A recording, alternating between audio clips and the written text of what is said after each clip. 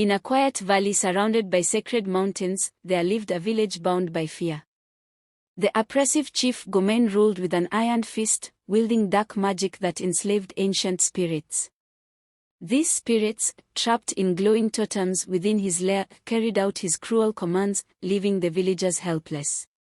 Whispers of a prophecy spread among the elders. One day, a child of pure heart would rise to shatter the totems, free the spirits, and end Gomain's reign. This child, they said, would come from unexpected origins and prove that even the smallest among us could defy the greatest evil. Kwezi, an orphaned boy with a quiet demeanor, spent most days helping his grandmother, a revered village storyteller. One evening, as he fetched water from the river, an unfamiliar sound broke the silence. A faint whisper carried on the wind called his name. Startled, he saw the water glow and ripple unnaturally. Suddenly, a spirit emerged, translucent, luminous, and filled with sorrow. The spirit revealed the truth about the chief's dark magic and the suffering of the spirits trapped in his totems. It told Kwezi that he was the chosen one destined to break the curse. Though afraid, Kwezi couldn't ignore the pleas. Memories of his parents, taken by the chief's soldiers, gave him the courage to accept the challenge. At dawn, Kwezi began his perilous journey. His grandmother handed him a small charm, a protective amulet said to ward off evil, and reminded him of the stories she had told him about courage and cleverness triumphing over brute force. The path to the Forbidden Mountain was fraught with danger. Kwezi first encountered a giant serpent guarding a sacred grove. Though petrified, he remembered a melody his grandmother had taught him. Playing it on his handmade flute, he lulled the serpent to sleep and passed safely. Farther on, he came to a crumbling wooden bridge suspended over a raging river. Each step creaked ominously, but Kwezi pressed on, narrowly escaping as the last planks gave way behind him. Finally, he entered the whispering forest, where ghostly voices tried to dissuade him, preying on his insecurities.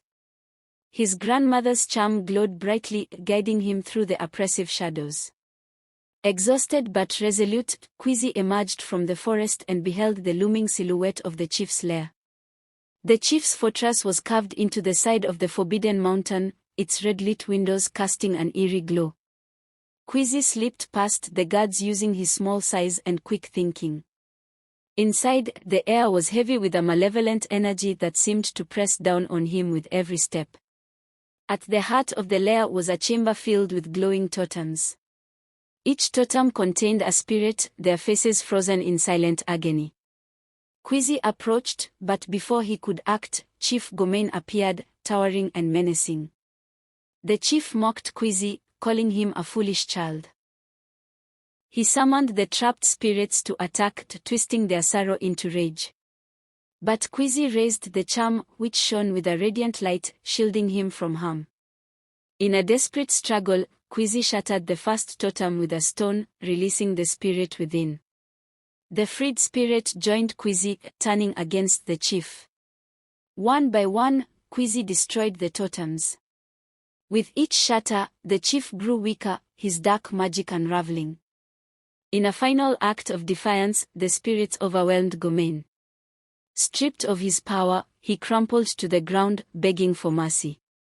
The spirits vanished into the air, leaving the chief at the mercy of his people. Word of Kwezi's victory spread quickly. The villagers, long oppressed, gathered outside the fortress.